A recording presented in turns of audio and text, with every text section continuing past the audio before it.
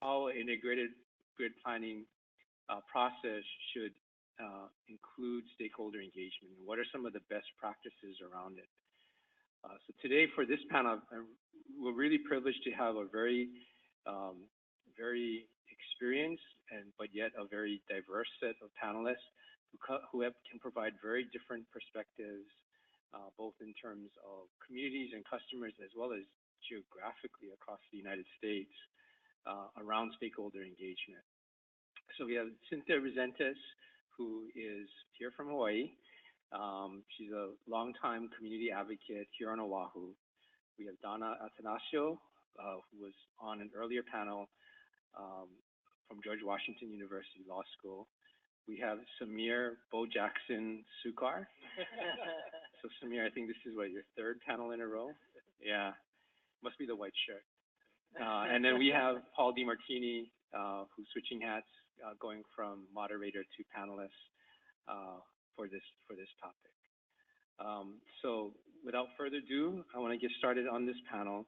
And really it's around this topic of what are best practices that we can be informed on and learn from on stakeholder engagement. And stakeholder engagement should not be viewed strictly as an electric utility stakeholder engagement question. Really, we want to have this discussion be more broadly about where we can learn from other stakeholder engagement process, regardless of whether it's for the electric utility industry or not.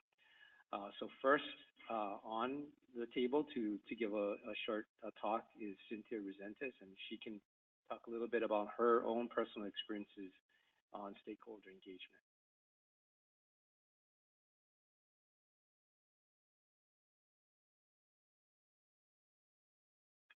Hello, everyone, and hopefully this will be a nice diversion from all the technical talk. Ever since coming back to Honolulu, I was actually on the mainland for a number of years in a corporate environment. I ended up becoming involved in my local community and found that the aspect of being part of a community, sometimes not being heard, can be very detrimental to not just the community, but whoever's trying to do something to you. So let me give you a couple of examples, and Colton knows these very well. When I first came home, not too long after that, Hawaiian Electric wanted to take this major transmission line up and over the hills in Honolulu. And it became such a majorly contentious aspect of their work, even though in their mind it was desperately needed to make sure that we had redundancy, we had guaranteed electrical power at all times on both sides and what have you.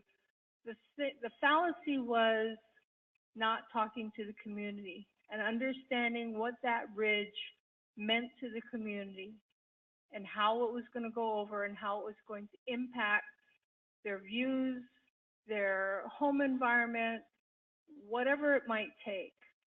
It ended up being, I don't know how many years worth of a lawsuit that Hawaiian Electric was involved in, the community was involved in, not just the guy who lives in a house down below, but your environmental groups, and everybody got in the middle of this. And that ended up being a major step back for Hawaiian Electric.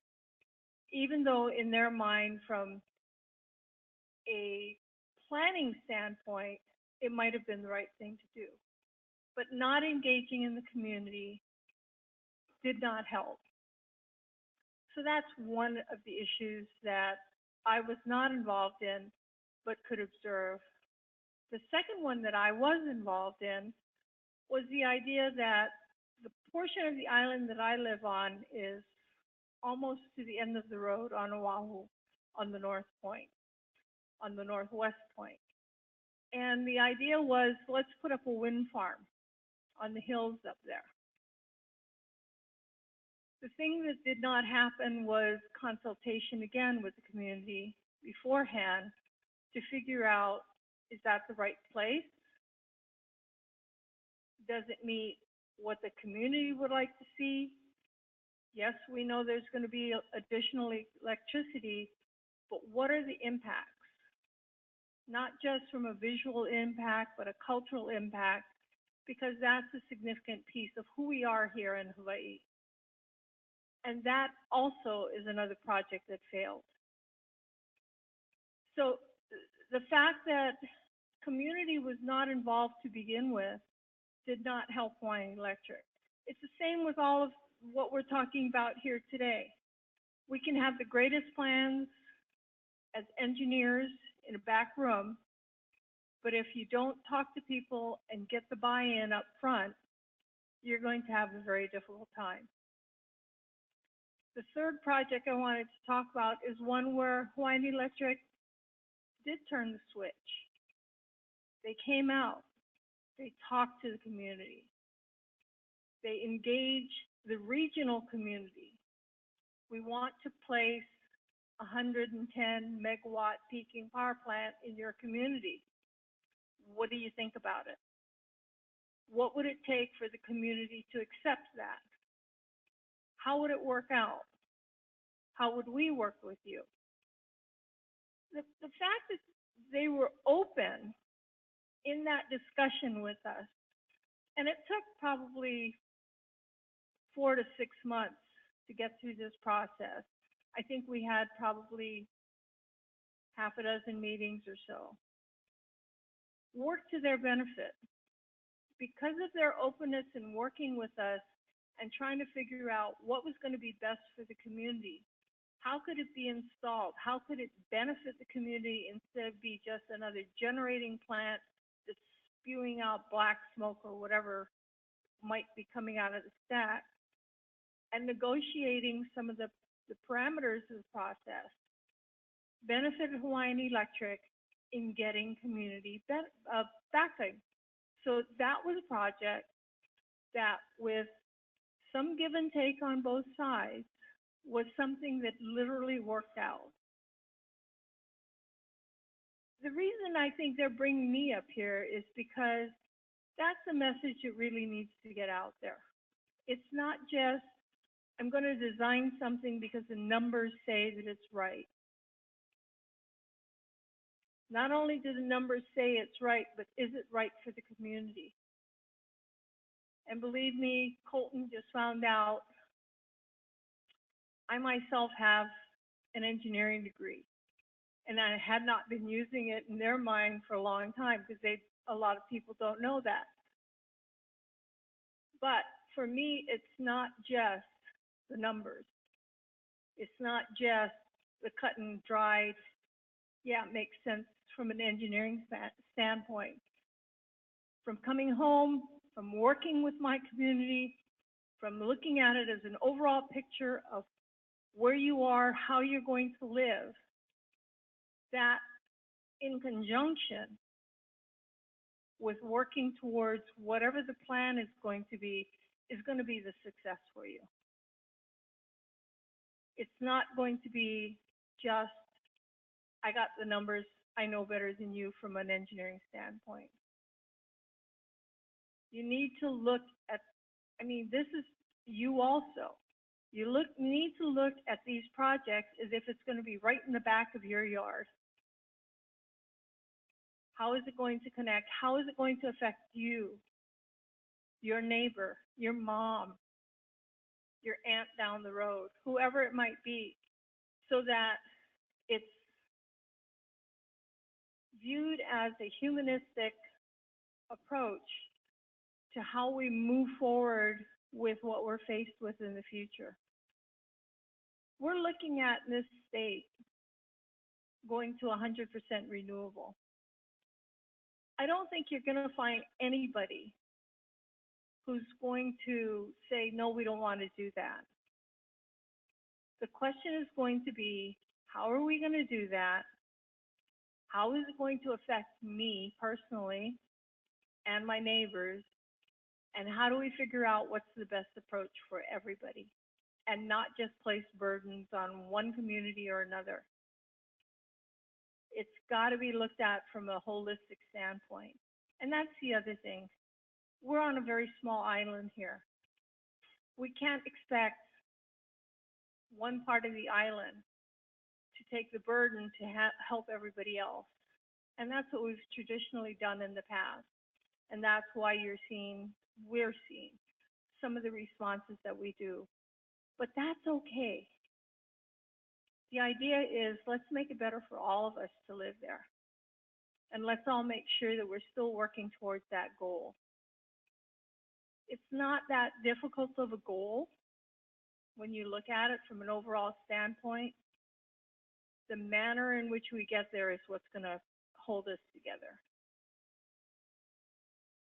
I don't want to live right next to a power plant, although I definitely go past the largest one on this island every day, twice a day.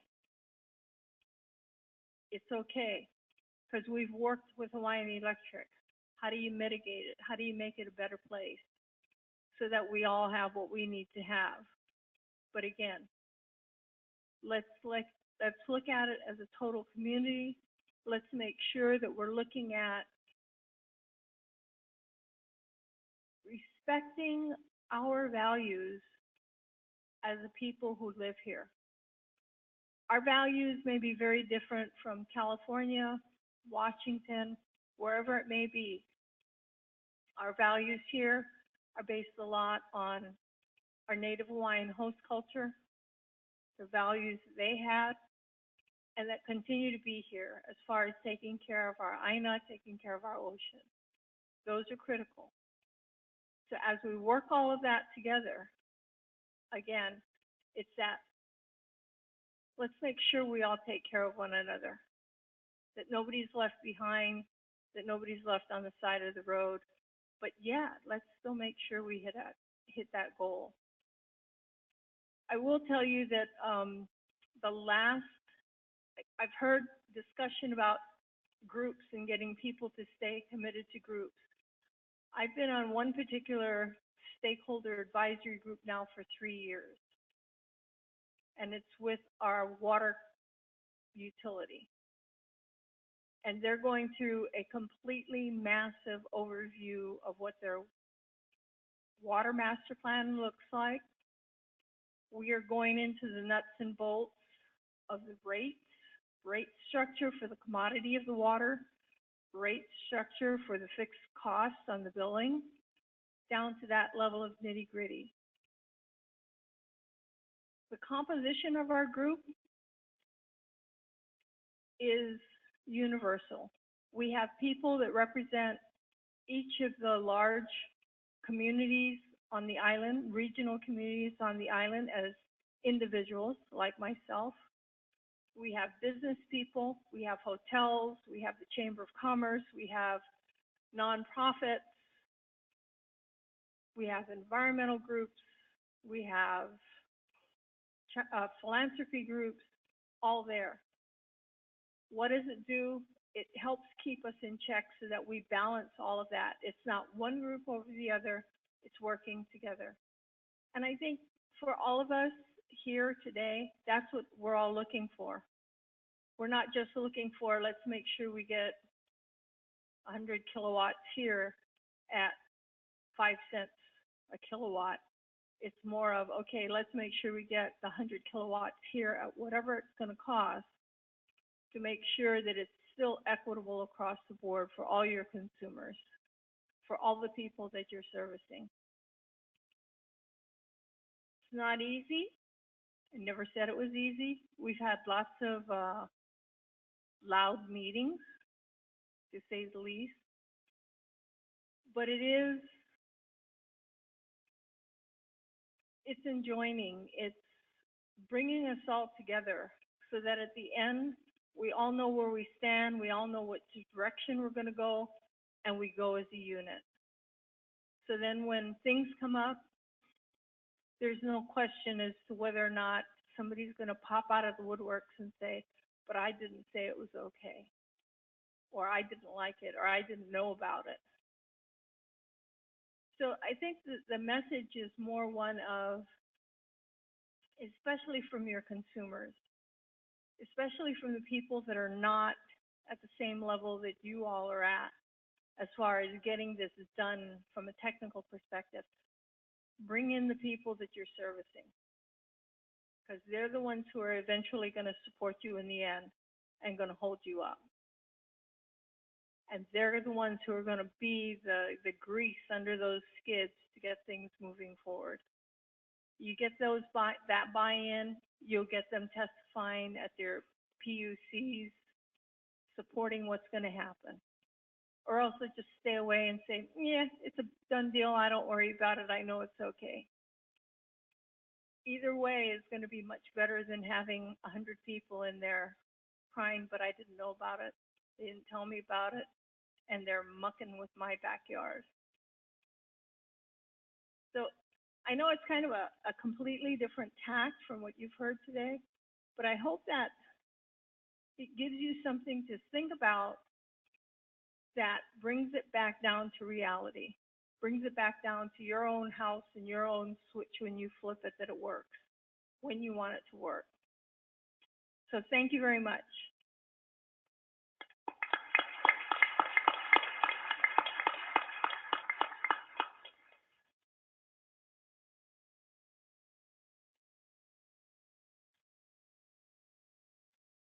Good afternoon. Have a tough time here being on the last panel of the day. I know you're all anxious to go. I'm going to pick up, though, on some of the same themes that we just heard from Cynthia, but I want to start with the difference between what I perceive as stakeholder engagement and true collaboration. If we're simply asking people to comment on a decision that's already halfway down the road, you're talking about engaging people. But true collaboration is really bringing people together to define the problem and solve it. And so today I'm going to be talking a little bit about our E21 process in Minnesota. I know it sounds a little strange. The first question I always get when I talk about E21 is, wait a minute, you're from Washington, D.C. What were you doing in Minnesota? I was the only person from outside of Minnesota involved in that process.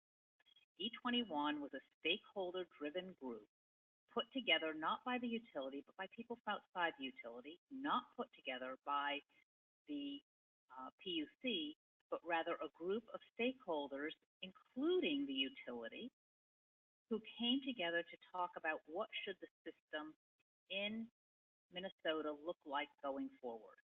So the group itself defined the problem and then went forward to find a solution. So today I want to talk a little bit about what E21 was, what it did. I want to talk about the process that we went through, and hopefully there'll be some things there that are informative. And then I'd like to talk a little bit about the lessons that I hope that we can pull from that and hopefully find value for Hawaii. So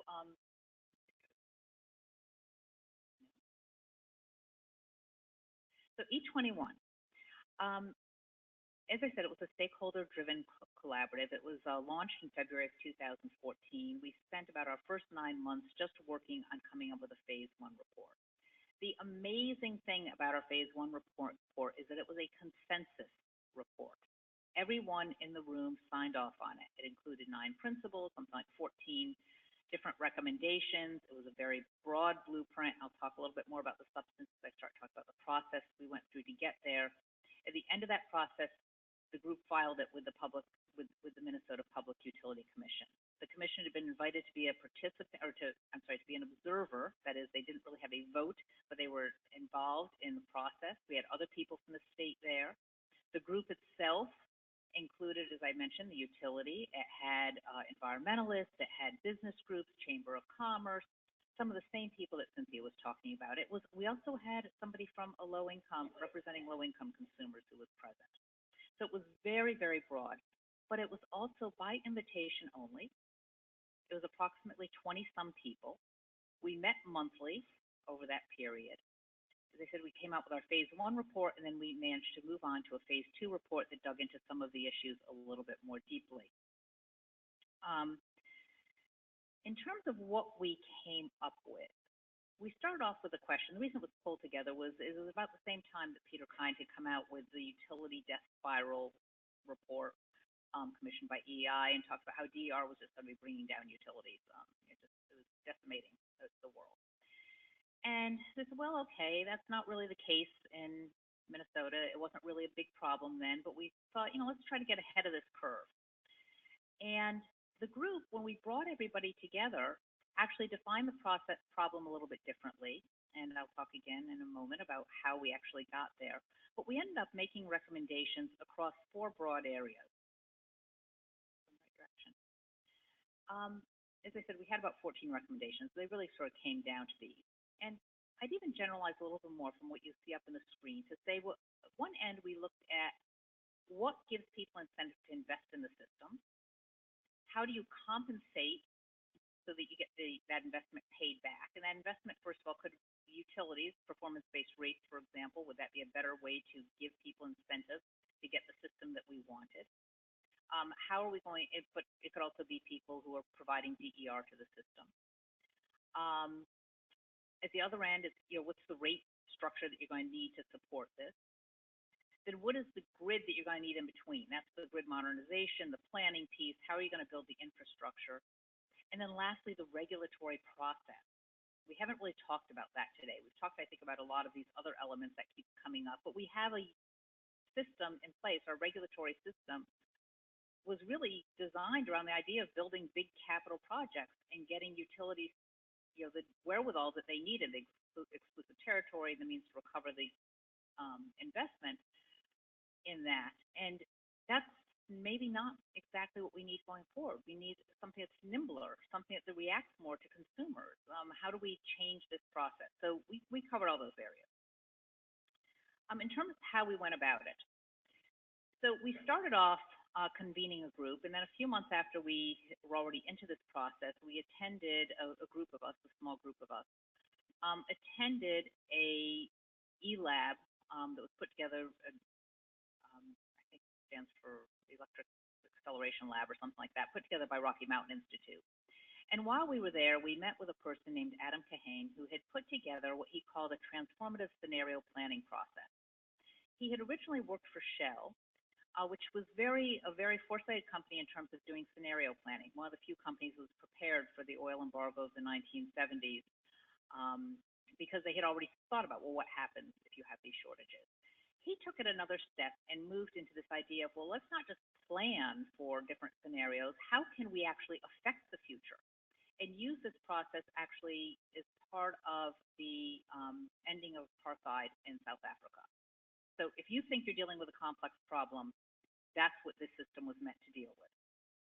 So he identifies 5 steps, and I'm going to walk through the steps in terms of how we applied them in Minnesota. So the first one, convening a team from across the whole system. He recommends a group of about 20 to 25 people with a leadership group of about 5 to 10 people.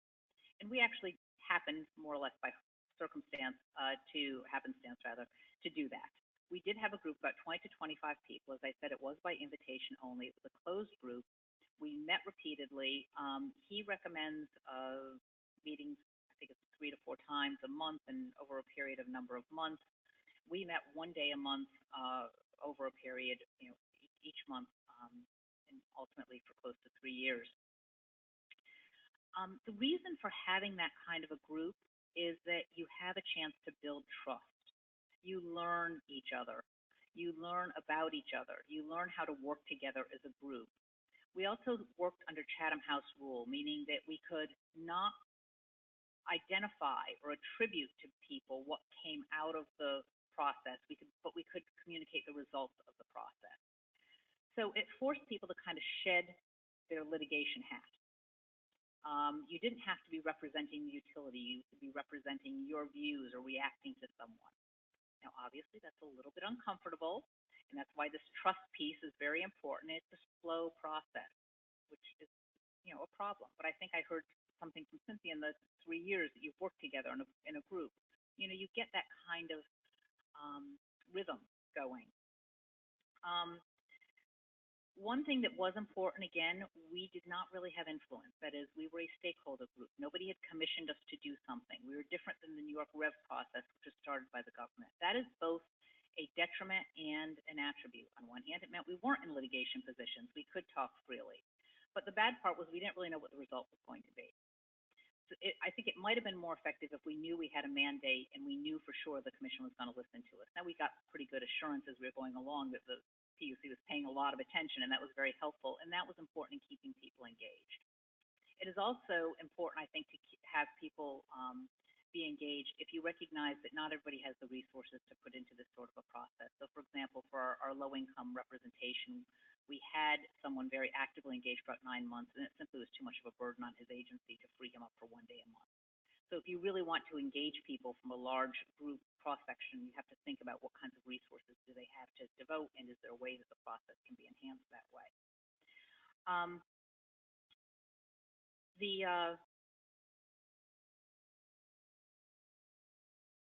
The second step, moving on to observing what is happening. This one, when Adam first told us about this, I thought, oh, that's a little bit weird, but we had actually done this, and it's probably for me the most interesting part of the process. We pulled everybody in our first couple of meetings together into the room, and we asked them to talk about what they thought we needed to do. And again, we started off with this question about, well, what's the influence of DER? Well, it turns out that everybody in the room thought that the system needed to change, maybe having something to do with DER or not, and for very, very different reasons. But ultimately, everyone in that room had an issue. And just like any negotiation, when you have two people at loggerheads and you throw more problems onto the table, more things to work with, you begin to be able to loosen up the negotiation. Well, it's the same thing. You know, the low-income people weren't opposed to good environmental practices, and the people interested in the environment weren't concerned about reliability. It's not they didn't want reliability. But when you put all these things on the table, people began to see those trade-offs that we talked about earlier today. They began to understand how this whole thing had to work together. And again, you had a group committed to thinking about what is the system we want and how are we going to get there. And so suddenly you had people willing to talk about these different issues and where they fit and where the priority scheme should be. So I think that was really important. And then this is not on his list, but it's one that we did and I think is very important. As part of that observing what is happening, we defined principles. And those became the touchstone that we kept coming back to. We found 14 things that we said were very important. I'm sorry, 9 things we said were very important. I can't list them because they're very complicated. I can refer you to the phase 1 report and you'll find them. But those things, for example, when we talked about affordability, well, we also talked about consumer choice and we talked about universal service. Well, some of those things may not always line up because we also wanted this really wonderful grid that was going to be reliable all the time. So all those things got reflected in this. But I think it was important that the group as a whole defined what they wanted.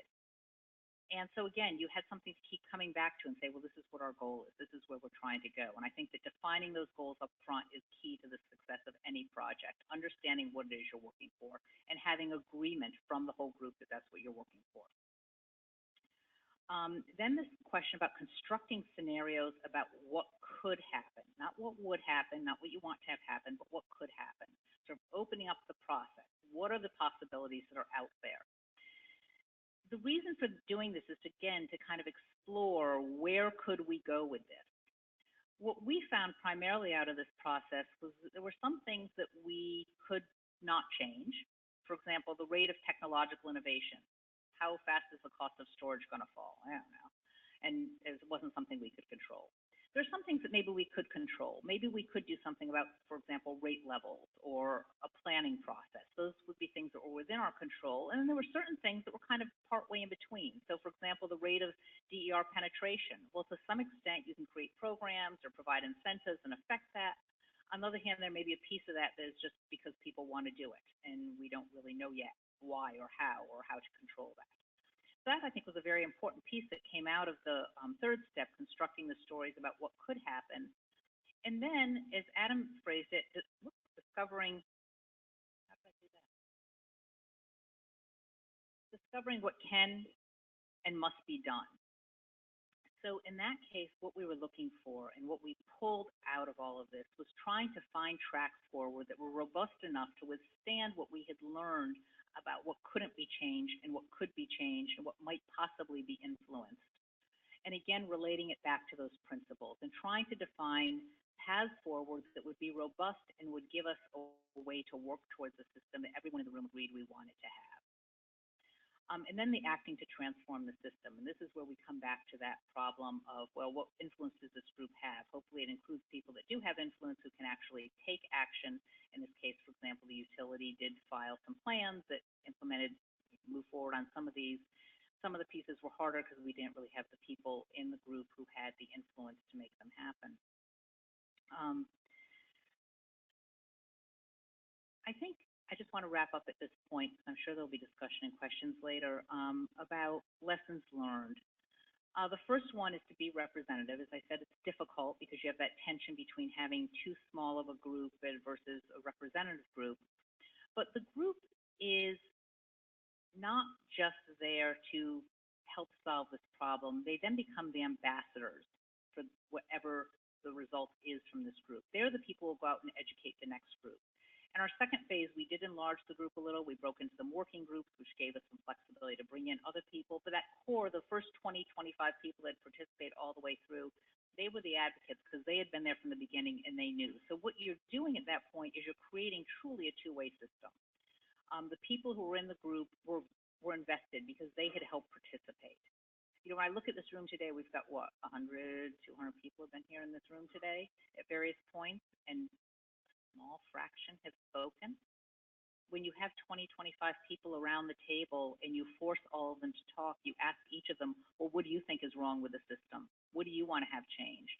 You truly get collaboration. And again, because you've tried your best to get as a representative of a group, you actually get a fairly robust vision of what needs to be done. So second is to be patient. It is a process that takes time. You don't build trust and you don't build this kind of understanding, and you don't get this kind of work done on a 3-month period. It is a long haul, and I think it's a process that you move forward. I know that grid modernization per se is already moving, or integrated grid planning is already moving down the path here in Hawaii, but it's not too late to bring in, for example, a group like this, a collaborative group, and maybe an advisory basis that can be feeding into the process periodically, kind of working in parallel, and helping to define where it needs to go, pulling together all these pieces about, well, where do rates fit in? Where does the regulatory process fit in? How are all these pieces going to come together ultimately? And again, staying true to whatever that vision is that you want to achieve. And that actually goes into my fourth point, which is to be focused, make those principles and those goals, stick to them, keep coming back to them. And the last is to be holistic. As I said, we started off with what I felt was a relatively narrow question, not too narrow, but narrow, and we end up trying to redefine the entire system. That sounds difficult, but when you think about it, what you're trying to do really does have all of those different parts I talked about. You're not just talking about how to do integrated grid planning. Pieces of that have to do with how are you going to compensate people, how are you going to serve people. Actually, I'm saying this the wrong way because I'm talking still in terms of how the utility is going to serve people. How do people want to be served? That's probably the better question. How does this group, this collaborative group, want to be served? How do they want to be engaged? How, how much are people willing to pay? How are you going to give proper incentives to the people who you want to have invest in the system? All of those are pertinent questions, and what the regulatory structure is needed to achieve that is also important. I know we have a lot of engineers in this room today, and part of my work at GW is I also teach. When I get to the end of my first class, I always say, well, so far we've talked about engineering, we've talked about economics, haven't talked about law. But in fact, we are in a system that is highly regulated, and we need to have the lawyers and the politicians, and as well as the engineers and the economists in order to be able to accomplish all of this. So I'm happy to have been invited here today, and thank you very much for listening.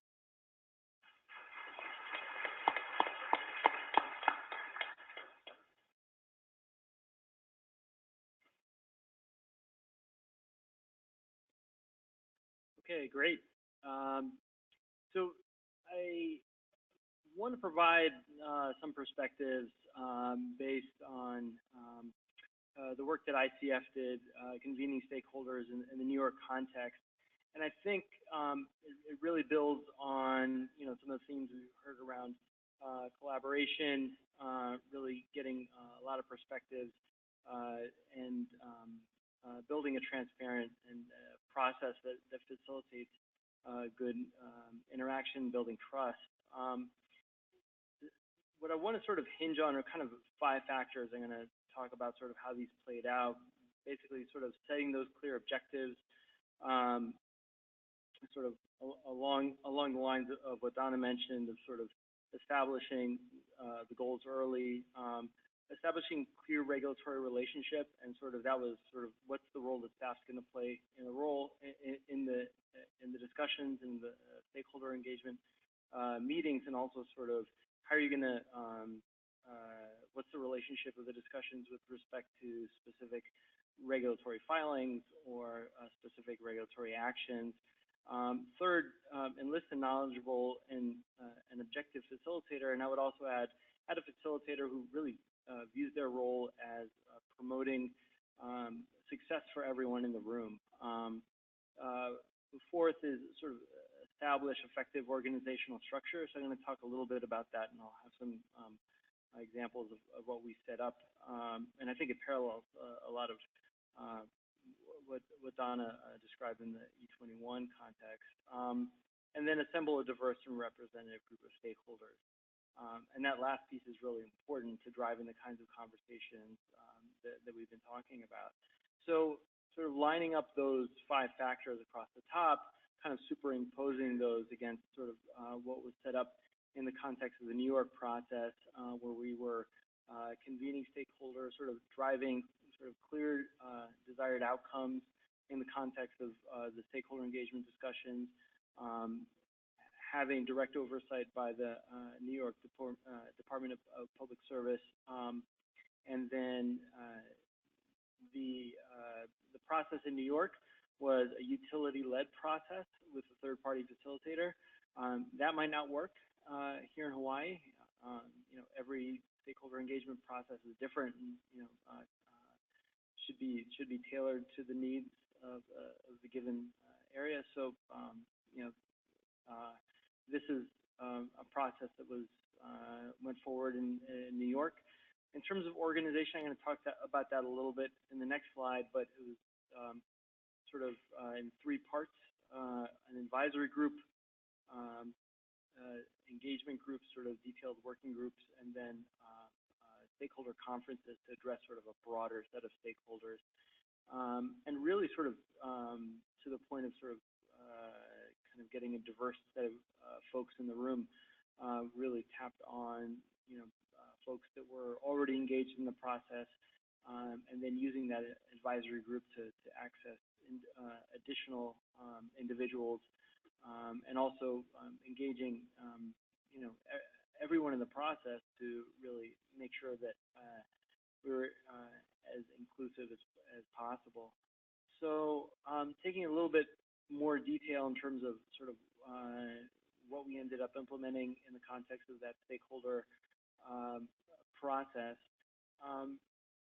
we set up an advisory group, and this is sort of kind of 15 to 20 representative stakeholders across a range of sectors, and this looks a lot like what Donna mentioned in the context of E21 with sort of that small collaborative group.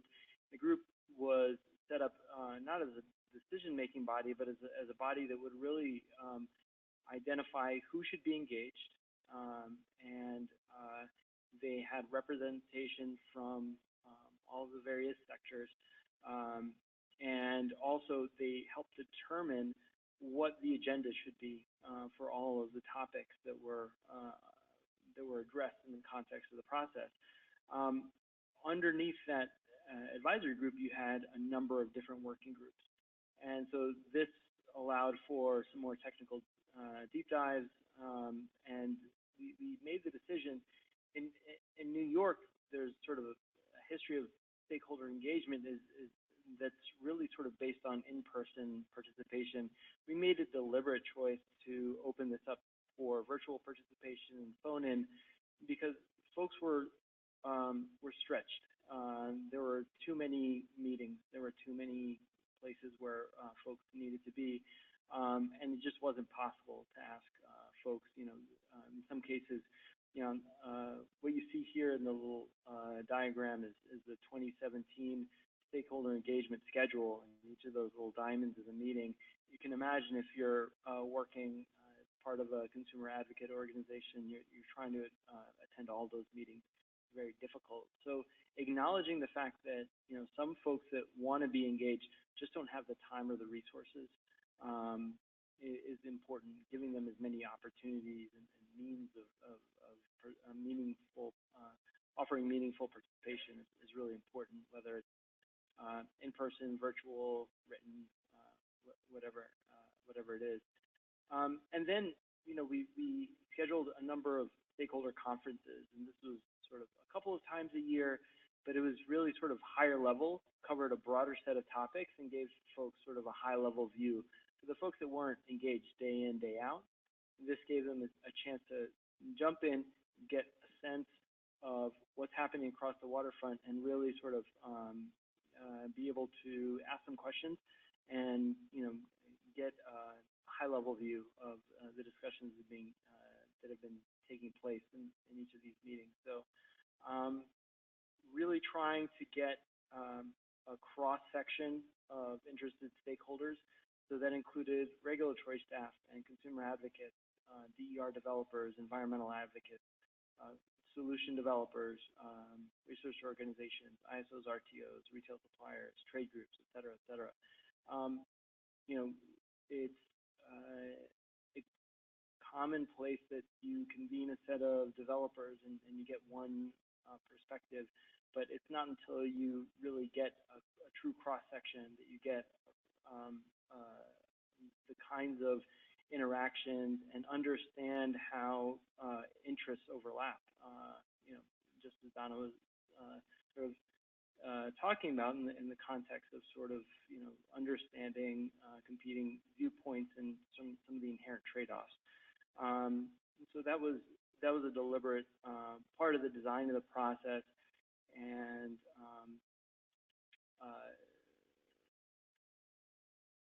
so what we did initially, these are some of the topic areas, and the way we structured the 2016 stakeholder engagement is sort of, we identified 3 separate groups, one for planning, one for operations, one for markets. And the idea was you have one group that's sort of engaged on the planning side with enough sort of common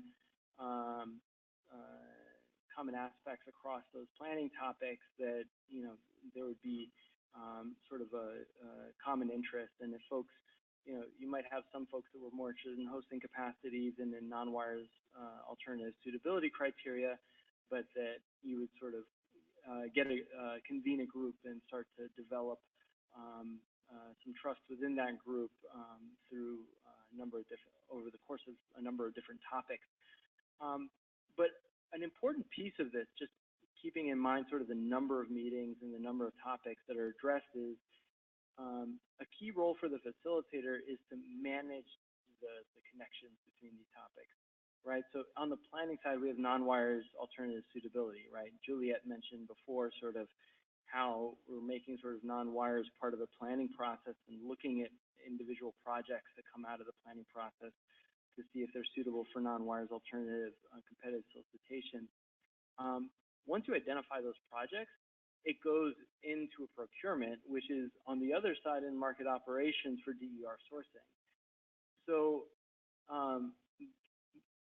giving stakeholders a meaningful way to engage, but also sort of giving them the sense of sort of where these pieces are connected so they don't feel like they're walking into a hall of mirrors is really important. And also, if somebody starts talking in the non-wires suitability discussion about procurement vehicles, you're not going to shut down that discussion. You want to sort of capture that discussion and sort of make sure it gets to the person that is able to address it, so that folks feel like their time is well spent and they don't feel like they're getting shut down, and they have a clear sense of sort of how their input is driving the process. And that's another piece of this, which is in 2016, as part of this effort, we had a filing at the end, and we were able to capture the input that came in and make that part of the filing. Whereas in this year's effort, it's really sort of implementing a lot of what was laid out in 2016 and in individual implementation groups where we don't have a filing in 2017.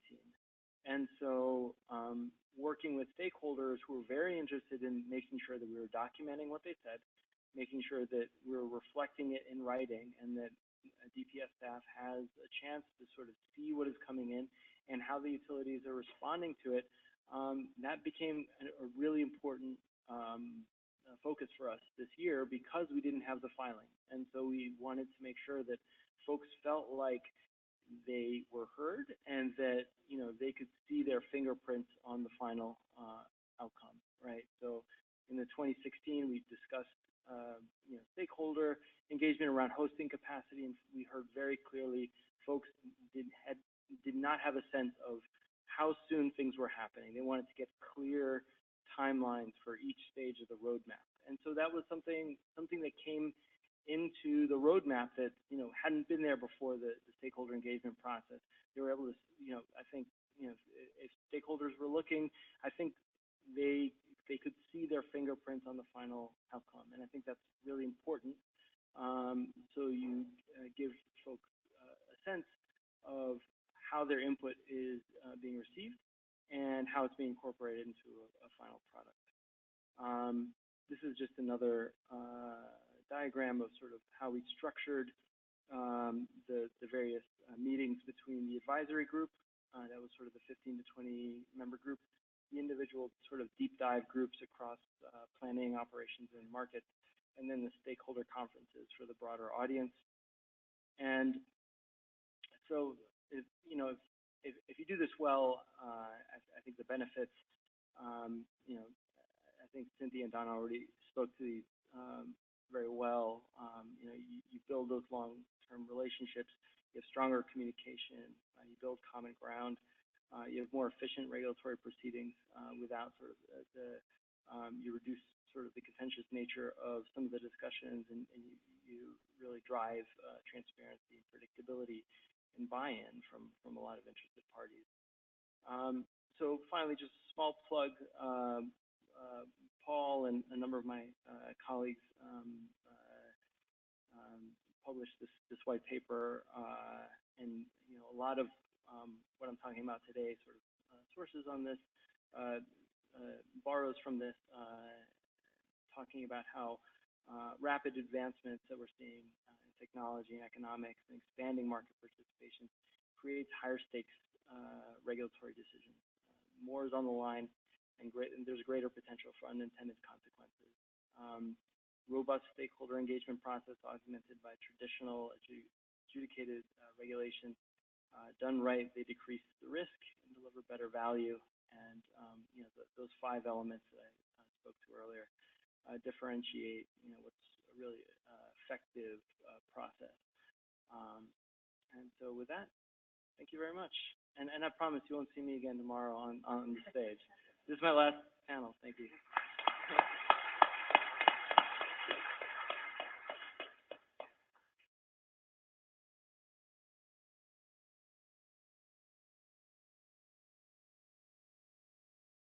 Good afternoon. There's been a lot of terrific information shared and experiences around stakeholder engagement and participation in these efforts here in Hawaii and Minnesota and New York. I'll be sharing a few thoughts on the experience in California, having been part of the More Than Smart effort that sort of launched the effort around hosting capacity and locational net benefits that you heard, which also then spawned the competitive solicitation working group in California. It's kind of a hybrid of what you heard from Donna and Samir, in that the process itself started with a group coming together, an invited group, looking ahead at where California was trying to go with respect to both large-scale renewables adoption, at that time the 33% RPS goal, as well as a recognition of a very vibrant and growing distributed resource adoption by customers. And so how do we need to think differently about the system? This came out of it started with a paper that came out of a symposium that Caltech had back in 2013 that I had an opportunity to participate in. And from that, we gathered a group to start thinking about ahead to, at that time, 2020, which seemed, you know, at that time kind of far away, which obviously we're right on in a sense. So we started to think about what needed to happen, what needed to be different about how we manage the grid, how do we plan different, how do we, what different attributes to the grid need to be, how do we think about the value of what resources could bring, particularly distributed resources. And in that process, we ended up developing a paper. It was a thought piece that laid out a context. It laid out a set of principles for planning, a set of principles for around what the grid ought to be. It set out some principles for how to think about capturing value. And it was signed on to by this group of about 15, 20, not unlike what Donna said. It was representative of a fairly wide set of stakeholders. And that paper got picked up by the governor's office, which then, just by happy coincidence, the senior policy analyst at the time soon became the chair of the Public Utility Commission. And so that became sort of a charter for some of the activities around what we've seen with the distributed resource planning effort in California since 2014. As part of that, we started, not unlike E21, outside a regulatory process. That group started to delve into particular aspects, and as the regulatory process sort of caught up, it started to work in parallel. And one of the questions that Samir raised is, what's the relationship between a stakeholder group and a regulatory process? Is one of the really important ones. Is what is that relationship between those? And you can have, as in the New York case, where by the ruling of the commission, under what's going on now, the commission is actually providing direct oversight and participation in that stakeholder effort. In California, it's a little different. They're actively involved. It started from very loose relationship, but collaborating between the stakeholder group and the various workshops that the commission would hold to get information onto the record. But you sort of had this thing going on simultaneously. It's since changed in the last year or so, where the commission is much more directly involved, more or less like New York. And so the process is kind of evolved into that. The difference in California is we didn't continue to really maintain this sort of, this more like an advisory group that didn't really kind of sustain exactly like that, although the group itself kind of evolved into this hosting capacity and location net benefit group, and has continued to stay pretty robust and with a lot of continuous same sort of folks participating. So you do build that community that Cynthia described in terms of the understanding and trust amongst the group. I will say though that there was, in California's case, a pretty clear sense of purpose from the outset. It was really taking that sense of purpose, which was the climate targets that California had laid out, the RPS targets, and a couple of other things that have been identified within the state, and started to then think about what are the objectives underneath that need to be specific to how we think about plan or operate the grid. I would say in New York, although REV had a very high objective statement, one of the challenges in New York was they didn't have at the beginning, when I got involved in 2015 there with the Market Design and Platform Technology Working Group, a very clear sense of purpose. They didn't have an RPS really that was driving a lot of things. They didn't have specific distributed energy resource goals or a lot of adoption. They didn't have a number of things actually to kind of give some direction as to where the group ought to go. That effort in 2015 kind of spun around actually for about 5 months because there wasn't any clear direction. Finally, the commission gave some direction, then people would sort of say, okay, that's where we're heading. Now we can start to sit down and start to figure out what to do. I think as Cynthia said, I mean, today here in Hawaii, you've got that direction. You've got some clarity of purpose, what you're trying to do. I think kind of drilling down to the next level in terms of what are the objectives that you're trying to solve for, what are the set of principles that are going to guide how you get there, many of which the commission laid out in a number of proceedings, including the most recent grid mod proceeding and some of the prior inclinations paper and some of the things in the acceptance of the PSIP. There's an opportunity to sort of pick that up and start to use that as a guidance. I would say that in these efforts, what you've seen to be successful is if you have that clarity of purpose, and not the least of which, and this is something Cynthia's mentioned, and we've heard this throughout the day, it's really it's always coming back to the customer primacy. Why are we doing this? You know, what's the objective? You know, certainly some of the climate things are much broader for a society standpoint, but a lot of it starts to drill down to a very detailed level with respect to, at the end of the day, that's going to have an impact on the customer. And the customer might be a consumer, and it may also be a customer that has distributed resources that's participating or the like, but always coming back to what's in it for the customer.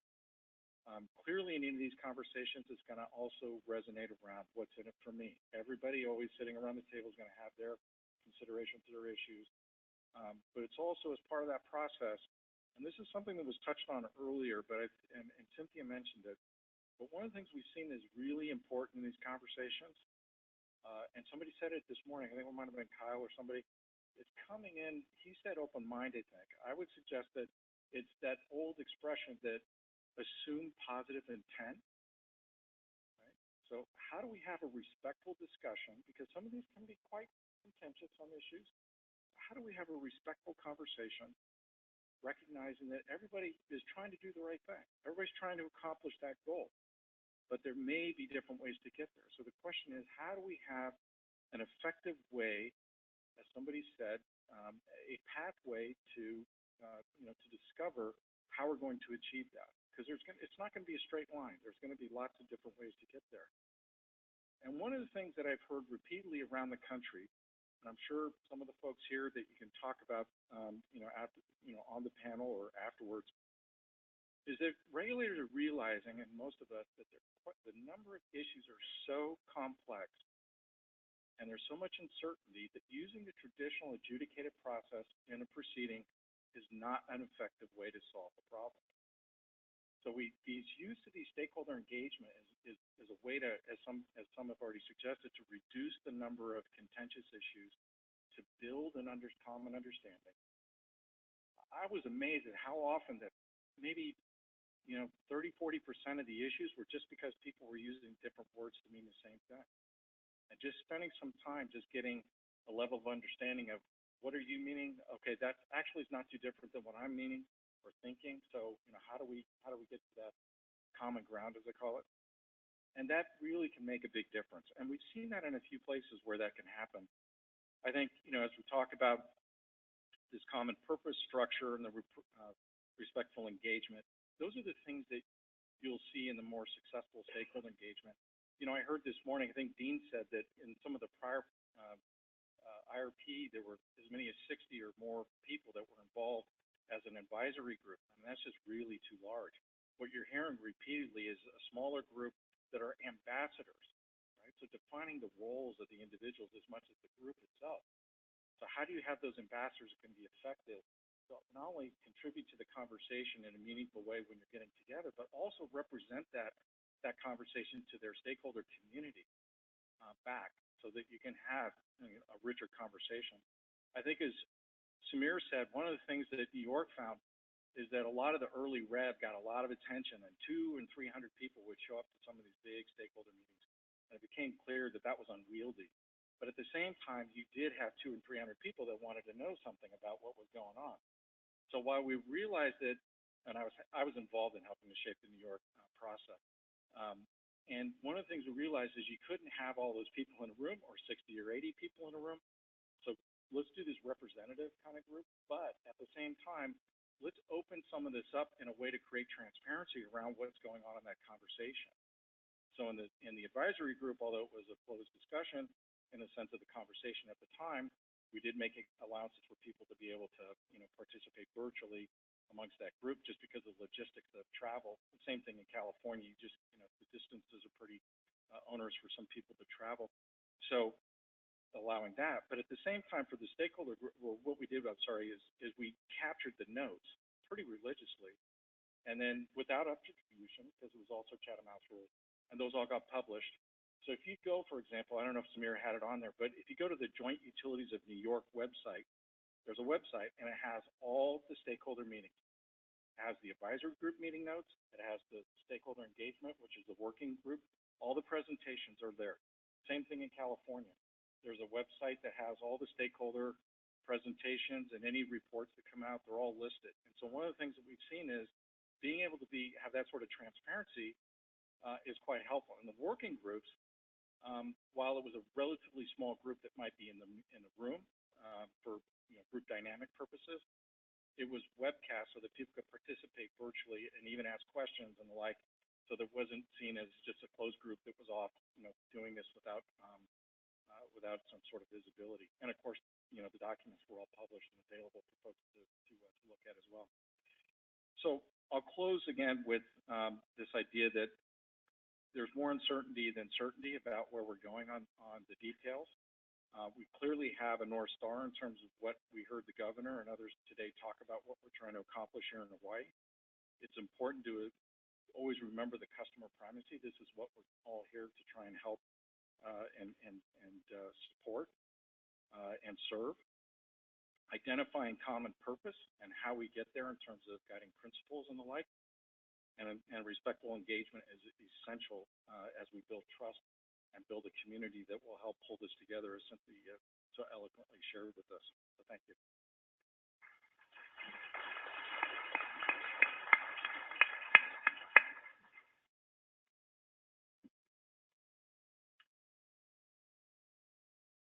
Okay, thank you, Paul. So we've got about 10 minutes time left for questions from the audience.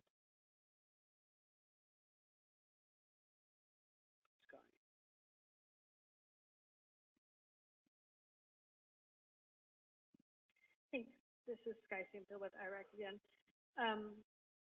So that was an interesting panel full of lots of different ideas about how to engage stakeholders. I was involved in the New York and the California proceedings and have a pretty different perspective on what was effective and what wasn't effective from what was shared.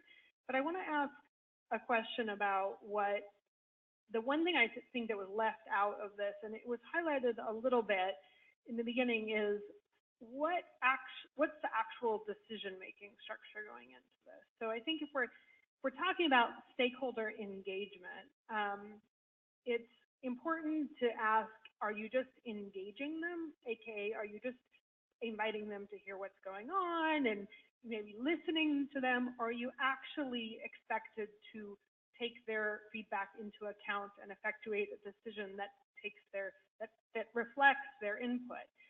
And I think that there are huge chunks of that were left out of the discussion here this afternoon about you can bring everybody to the table, but you're going to see stakeholders dropping out pretty quickly if they realize, one, that they're only being sort of, it's like a meeting where they get to show up, but they don't see that they actually have any say in the ultimate outcome.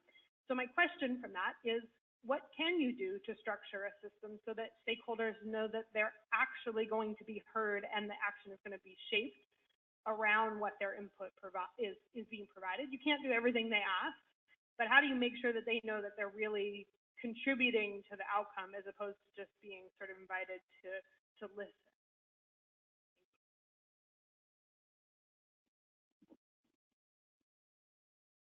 Let me just use one of the examples that I had talked about, and that was that last 100-megawatt peaking power plant. Hawaiian Electric actually brought about 25 to 30 of us together from the region, because the way we're set up, there's kind of like an area where there's no houses in between. So you wanted to pull that whole region together where that peaking power plant was going to come up to. The one thing that was really interesting in there was they presented what they needed. We needed that much power. We wanted to put it in as a peaking power plant versus one that was going to be there forever and just cranking every day 24/7. It was brought to the group that they wanted to already start looking at a 50% renewable energy usage on it. So rather than do just fuel oil, 100% fuel oil and then bio. The group actually was encouraging more and more of that, the bio versus the fossil fuel. But the other thing that Hawaiian Electric was receptive to is what would help us provide to the community to make this a palatable project in your community. So for some of us, it was things like, I want to know what my air quality is going to do. I want to make sure that whatever happens here is not going to affect my good air quality that I have. So part of the give back to the community was 3 24/7 air quality monitoring systems that is online, and you can go check any time of day or night for what's coming in the community. Now, what we looked at was wind roses to say, okay, as the wind runs in certain times of the year, this is where it's going to push into the community, so that's when we really need it, but so let's put them here. Some of the other things is they have the largest power station out in the regional area already, but had quit doing outfall monitoring to see what was happening to our water resources, our ocean resources, whether it's fish or limu or seaweed or whatever. That was another, well, we can go ahead and put that back into place so that we make sure that what we're doing there is taking care of our ocean resources and not contributing negative impact.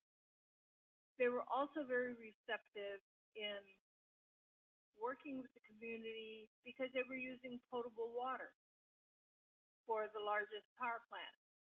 Well, can you guys get on the non-potable water that's being brought up at another facility somewhere else? Is it a cost to them? Yes. Were they willing to do it? Yes. They since found out it saves them money in operating their plant. So it was a give and take session as to what would help the community feel better that Hawaiian Electric was a good partner coming in there with a good heart that says, yeah, we understand this is a burden that we're placing on this community, and what we can do to make sure that we're not contributing negatively to those aspects of the community. So it was very interesting because, as I said, we had two very unfortunate incidents prior to that created a lot of dissension and a lot of distrust with the system, if you will. And this was a very good turnaround that has since built that relationship. We now have that same pretty much core group meets about once a year, maybe twice a year. They'll come out, they'll give us the latest update on the system, where they're going, what things are happening. So it was that give and take that during those 6 months or so that really got us to the point of, if you're willing to really listen to us and work with us to take our concerns into consideration and provide the resources that help us understand that you're not going to be contributing even more negative aspects to our community, then yeah, we can go ahead and listen. We can go ahead and talk to you. We can go ahead and work with you. I think it's always got to be this give and take. It's not just bring the community in and say, okay, this is what we're going to do. We've had our stakeholder meeting with you. Okay, goodbye. Take care. There's got to be good faith working relationship back and forth. We didn't get everything we wanted. I mean, one of our guys wanted a hospital down at our end because we're so far out in the middle of nowhere. But the fact that it was even considered, it was listened to, it was researched and said, you know what, we really don't think that's a good fit for our utility and the use of our funds as compared to somebody else. But here's the things that you have put on the table that we'd be willing to take a look at and or do, because they are connected to our business that does affect the community. So I think from that standpoint, from me being involved in those meetings, that made it a lot more palatable to continue to work with Hawaiian Electric. And in fact, I don't know, what was it, less than a year ago, I was invited to another part of the island where they were trying to establish the same sort of rapport with another community. The first meeting, I will tell you, was rough, but after, I could at least present what my experiences were, and from what I understand, they have built that relationship in that new community now. So there's dialogue, there's not yelling at one another. And that's what you got to get away from. You've got to get away from the talking to one another as much as it is, let's dialogue. Let's you talk, I'm going to listen, then I'm going to talk and you listen, and let's discuss it. And let's move from there. We're not all going to get what we want 100% of the time, but at least I'm not being the stuff on the carpet because I scraped my shoe and dog poop somewhere along the way. They're really listening to us. They're really taking our input and then working with that to see how they can work with it to still get what they want to benefit the community so that we all move forward. And that's what I'm trying to get at. It's not one over the other. It's how do we move forward together to this ambitious goal that we have here. We all know we want to get there, but how do we get there? And it can't be one person being 100% burdened. I think most reasonable people would recognize that. So that dialogue is what really helped us out with what we did, and just worked it through piece by piece as we went forward. I might just add that when these groups get set up, it's important at the outset to establish, I think to your point, Sky, what is the expectation about the roles of the various participants in that process. So is it a decision-making body?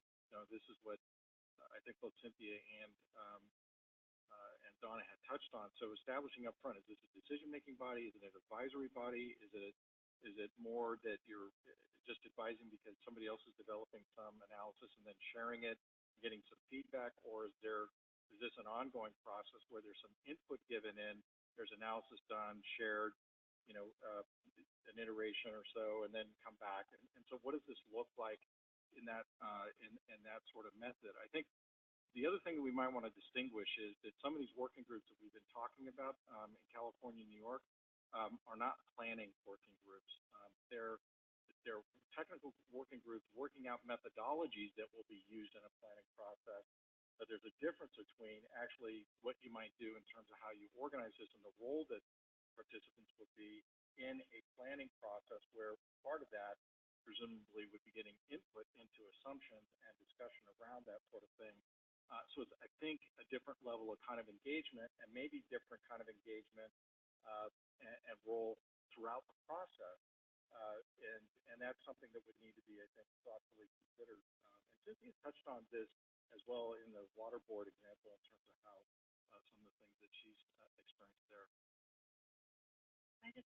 There's a couple of very concrete things I think that need to be done. One is you need to have a moderator or a facilitator who is truly independent, so that everyone in the room is really being heard and their thoughts are being given weight and brought out. It is important to have people in the room who are the people who tend to move the system. We are unfortunately still set up in a system in which, our regulatory system is about how do we get cost recovery for investment decisions. It's not really about how do we get consumers what they want. We don't have a process where the consumers walk up to the PUC and say, hey, here's my filing, here's what I want this year, and have the PUC respond to that. We have a process where the utility walks up and says, hey, you've given me the responsibility to serve people, here's how I'm going to do it. And, so the process is already tilted towards the utility driving the conversation as opposed to the consumers driving the conversation. And so that's something we just sort of have to live with, at least under the structure we have. So I think it would help if you have a mandate from the PUC that says, hey, here's what we want and here's how we're going to take that into account. Independent facilitation to get everybody involved. And beyond that, I know what you're saying. I think there are people who, even in our E21 process, didn't feel they were heard as well as others were, and that's in part because we came up with recommendations, but we didn't really have a way to implement them. We didn't have that assurance that the commission was going to take our plan and do something with it. we pretty sure that they were listening pretty carefully, but we didn't know what they were going to do with it. And so it gave liberty for people to move forward with the pieces of the plan they liked, and other pieces tended to languish because they didn't have natural channels. Thank you, Sky, for that question. That was actually the question that I was going to ask the panel. I've got actually quite a bit more, but we're out of time, and we're at the end of the day. So I just want to thank everyone for being here today. Almost everyone was able to kind of sit through all of the panels, so that's a good sign. I really appreciate everyone's attention and time from their busy schedule to be here. I wanted to thank the governor of David Ige for being here. That was, for me, my first experience introducing the governor of our state, so that was pretty cool. And he had a really good message beginning with engineers are the best, because that's my takeaway from his speech. I'll forget about the electrical engineering part. Tomorrow we'll be reconvening in this very same room. Our program starts at 8 o'clock in the morning, and Ken Fong has assured me that coffee will be available from the very beginning of the morning, right, Ken? All right. We're going to start off tomorrow on panel 5 on grid scale and distributed energy resources. And Todd Kanja will be our facilitator for that panel, so be sure that you're here at the beginning. For those of you who drove and parked here at the convention center and you parked at the exhibition floor on the first floor, parking is $10. You pay on exit, so make sure you have your parking stub, and you can pay with either cash or credit card. So make sure you have that as you're leaving. Any questions before we end for today? Great, awesome. Thank you again, and we'll see you tomorrow.